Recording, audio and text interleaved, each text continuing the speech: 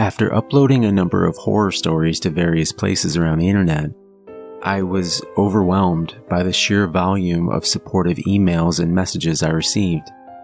It spurred me on to write more, to take my ambition seriously, and to commit an increasing amount of my time to the pursuit of becoming a published author.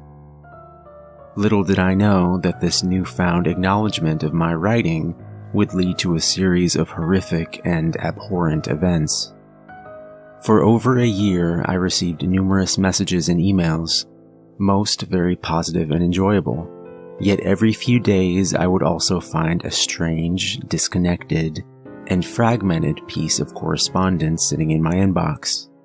Each email would consist of one random word as a subject heading, with the message itself comprised of a single phrase, normally only 2 words long.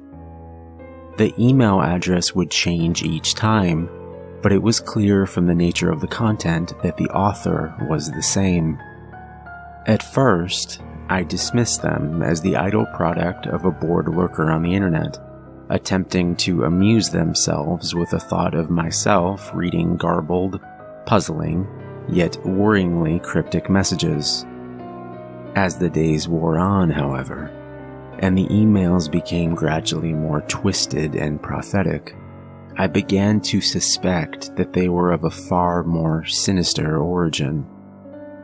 I had posted and contributed to many websites and forums over the years, and it was not unusual to wake up each morning to 20 or 30 new emails in my inbox. I often spent my lunch break answering them, and I genuinely enjoyed the correspondence. However, the day after posting a story called The Passenger, I followed my usual routine of logging into my email account at noon, only to find one message which stood out most uncomfortably from the others. The subject heading was Suffer, and the email itself contained just 2 words: Baby Cries. I sent the message to my trash folder and thought nothing more of it. It had been a long day, and as I had been writing from dawn to dusk, I was tiring rapidly, feeling suitably ready for a good, long overdue sleep. It was around 11:30 p.m., just as I started to drift into a dream, that I heard a noise. It was not out of place, nor did it cause any real concern to me, coming as it did from my neighbor's house through the wall. It was the type of common sound any resident is familiar with. I smirked to myself, thinking baby cries, and drifted back to sleep, sure that the child's mother or father would soon be there to comfort it, as they always were. I woke again, glancing at my mobile phone, which cast an unearthly green glow around the room. Seeing that it was after 3 in the morning, I became agitated, knowing that I had a long day ahead of me. Rest does not come easily on those nights when we know we must rise early. The mere thought of the necessity of a good night's sleep before the next day's work precludes any notion of sleep itself. Lying there, I listened in the darkness to the infant next door, breaking its heart, inconsolable and distraught.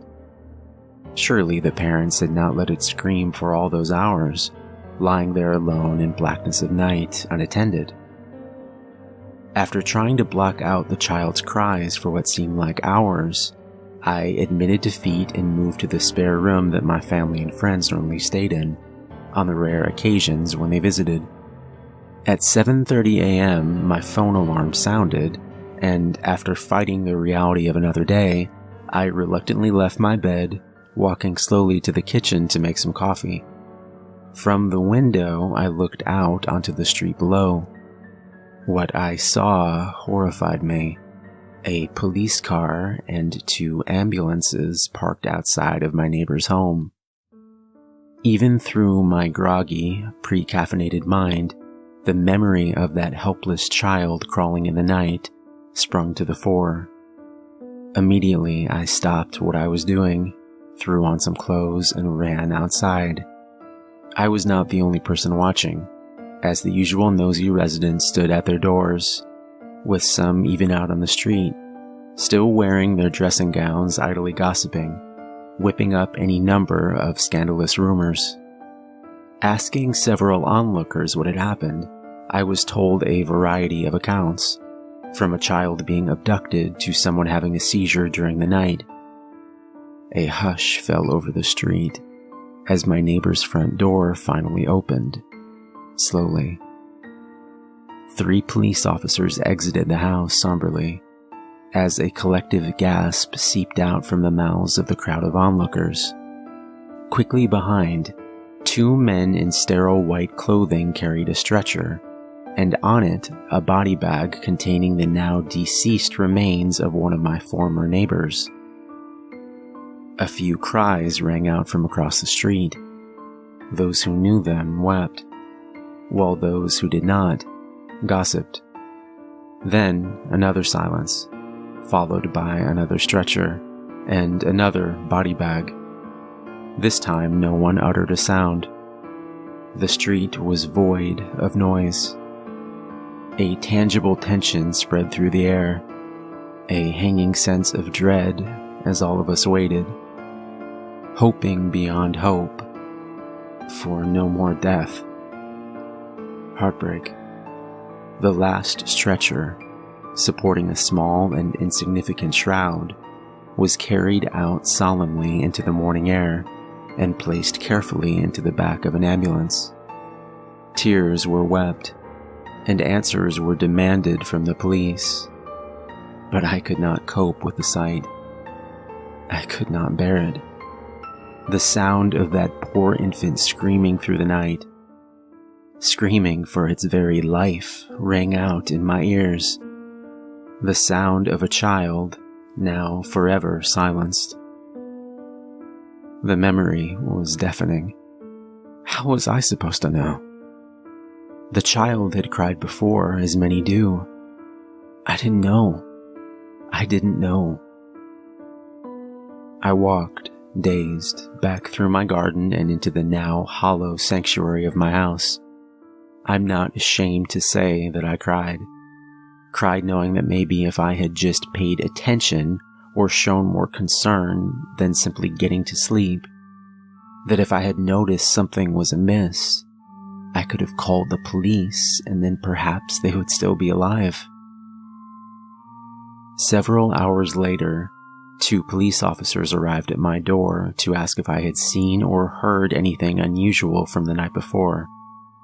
They said that they were not at liberty to tell me what had happened, but that any information I could give them would help immensely with their investigation. When I told them about the email I had received, they looked at each other with an obvious sense of skepticism. When I showed it to them, they asked if they could have my login details in an attempt to trace where the email came from. Of course, I gave it to them, and then they left after saying that they would be in touch. As soon as they were gone, I returned to the computer screen to switch it off. I recoiled in horror at the sight of another cryptic email sitting in my inbox. The subject heading said, "Fan," and the email again contained only 2 short words. 2 words which drove fear through every part of my being. It simply read, "You told." I was utterly unprepared for the events which followed.